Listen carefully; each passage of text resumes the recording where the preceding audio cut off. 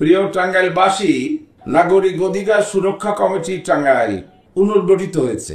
আমাকে নির্বাচিত করা হয়েছে সভাপতি হিসেবে।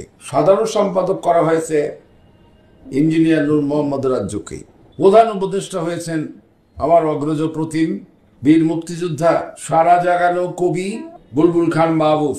আরো বিশিষ্ট ব্যক্তিবর্গ টাঙ্গাইলের এই কমিটির সঙ্গে জড়িয়ে আছে। নাগরিক অধিকার সুরক্ষা কমিটির মূল দায়িত্ব অনেক। নাগরিক সুবিধার জন্য যা যা করা দরকার সবই এই নাগরিক অধিকার সংরক্ষণ কমিটির অন্তর্ভুক্ত।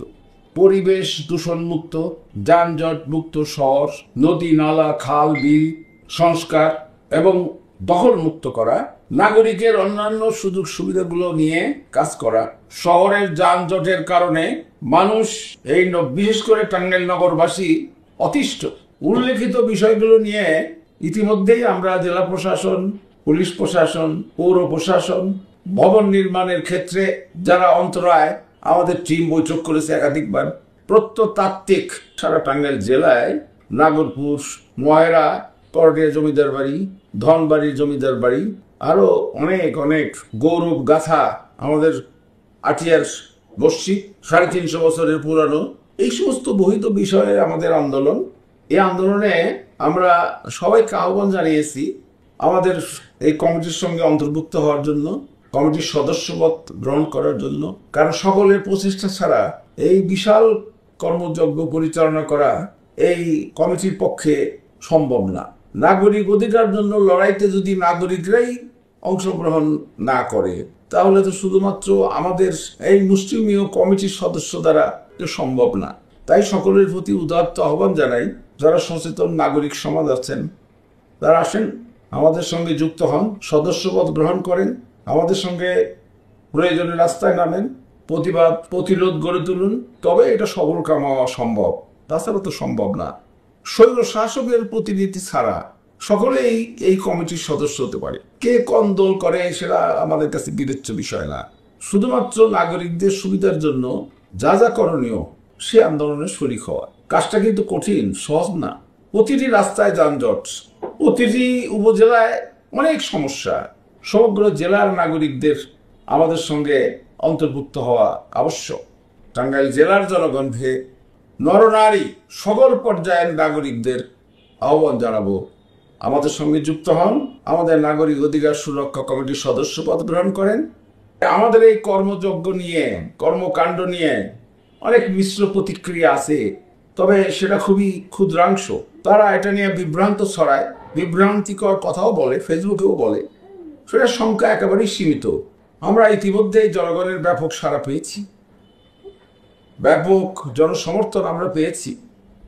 আমরা জানি যে জনগণের বৃহত্তর স্বার্থে কাজ করতে গেলে যে একটা ক্ষুদ্র অংশ বিরোধিতা করবেই, এটি স্বাভাবিক।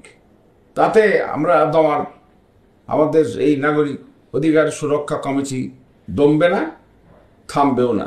এই যে আমাদের এই সমস্ত কর্মযজ্ঞ যেটা সরকারের করা উচিত, সরকারের প্রশাসনের দায়িত্ব নিয়ে করা উচিত। প্রত্যেকটা জেলায় প্রশাসন থাকে, উপজেলায় প্রশাসন থাকে, বিভিন্ন দপ্তর থাকে। বিভিন্ন দপ্তরগুলোর মধ্যে যদি সমন্বয় করে জেলা প্রশাসনের মাধ্যমে উদ্যোগটা নেওয়া হয়, সেখানে আমাদেরকে রাখা হয়, বা আরও যদি মনে করে টাঙ্গাইলের আরও কিছু সংস্থা যদি মনে করে তাদেরও ডাকতে পারে, এটা সম্মিলিত প্রয়াস ছাড়া এই উদ্যোগ কখনোই সম্ভব না। যে আমরা জেলা প্রশাসনকে সহযোগিতা করতে চাই, আমরা পুলিশ প্রশাসনকে সহযোগিতা করতে চাই, আমরা পৌর প্রশাসনকে সহযোগিতা করতে চাই, আমরা আরো অন্যান্য দপ্তর যারা আছে তাদের সকলকেই আমরা সহযোগিতা করতে চাই। তাদেরকে আমরা নিন্দিত করতে চাই না, তাদেরকে আমরা প্রশংসিত করতে চাই। কিন্তু তাদের তো উদ্যোগ থাকতে হবে। সেই উদ্যোগ না থাকলে আমাদের এই নাগরিক অধিকার সুরক্ষা কমিটির পক্ষে কি এইসব কাজ করা সম্ভব? তাই সকলের অবগতির জন্য জানাচ্ছি। ভোটের উপর কথা হচ্ছে, সব প্রশাসনের সকল স্তরে দায়িত্বপ্রাপ্ত কর্মকর্তা কর্মচারীদের প্রতি উদাত্ত আহ্বান জানাই, আমরা আপনাদের সহযোগিতা করতে চাই। স্ব উদ্যোগে নাগরিক অধিকার সুরক্ষা কমিটি আপনাদের পাশে থাকতে চায়, আপনাদের কাজে সহযোগিতা করতে চায়, নাগরিক অধিকারকে সুরক্ষা করতে চায়। আপনারা এগিয়ে আসুন। আমরা ইতিমধ্যেই এগিয়ে গেছি আপনাদের কাছে। আপনাদের দপ্তরে দপ্তরে আমাদের টিম ঘুরছে, বসছে, আপনাদের সঙ্গে কথাবার্তা বলছে, কিন্তু সেইভাবে তো আপনাদের উদ্যোগ দৃশ্যমান নয়। সুতরাং আবার আমি বলবো, জেলা প্রশাসন, পুলিশ প্রশাসন, পৌর প্রশাসন এবং বিভিন্ন দপ্তরের যারা দপ্তর প্রধান আছেন তাদের ঐক্যবদ্ধ সম্মিলিত প্রয়াস নিয়ে আসুন আমরা কাজ করি।